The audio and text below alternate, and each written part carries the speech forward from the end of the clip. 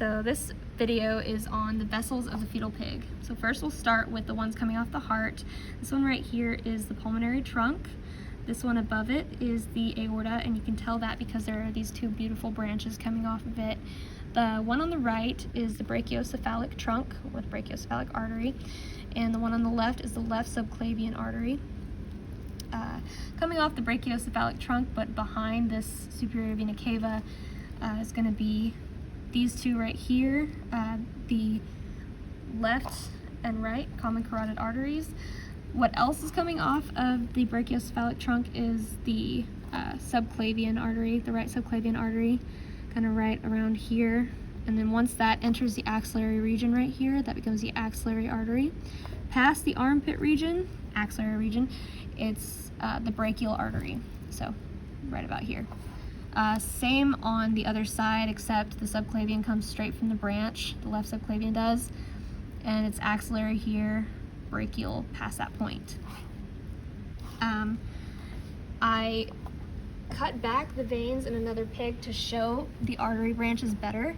So here's the aorta again. That right branch is the brachiocephalic trunk, subclavian artery, right subclavian, axillary artery, right axillary, and then right brachial artery down here. And then here are the two common carotids, right common carotid, left common carotid. Here's the left subclavian artery, left axillary artery, left brachial artery. Back to the other pig, we'll show the thoracic aorta. That's going to be behind the lungs on the left side, right here. It's followed by the hemiazygous vein, which I'll go back over later. Down below the diaphragm is the abdominal aorta. Remember, it's called the abdominal aorta because it's in the abdominal region. And the very first branch after the diaphragm on the abdominal aorta is going to be the celiac trunk right here, or the celiac artery. The second branch is the superior mesenteric artery right here. Third branch are the renal arteries. This is just the left one, the right one's on the other side, going to the right kidney.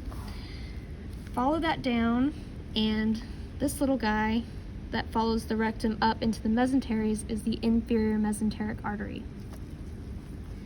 Right here, when it branches off, this is going to be the external iliac artery right here, and the internal iliac artery is in here, really, really tiny, and that connects to the left umbilical artery here.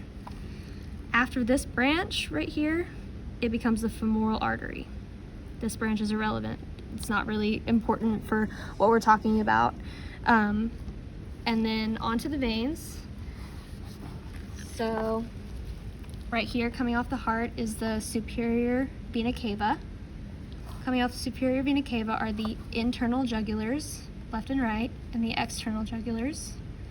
Right here are the subclavian veins. This one was actually cut, but we still have the left one, so left subclavian is going to be right about here, left axillary, left brachial. So the veins of the arm kind of follow the arteries of the arm. Down here is the inferior vena cava. If we move the lungs aside, riding along with thoracic aorta is going to be the hemiazygous vein right here.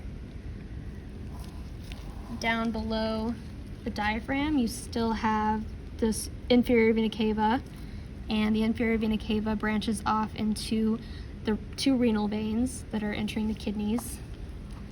And then down here, where it branches off from the inferior vena cava, we have the common iliac vein, just right about here. It's just in that area. And then the external iliac vein, and then the internal iliac vein right here. So before it branches, it's the common iliac vein. After it branches, it's the internal and external iliac vein. And then after this branch, just like the artery, it becomes the femoral vein. Last thing we're going to talk about is not really a vessel, it's a plexus of nerves, but I feel like it's relevant because we were talking about all the all the arm vessels. So right here, without any color, is this group of nerves called the brachial plexus, and that's just a plexus of nerves in the axillary region. All right, that's it.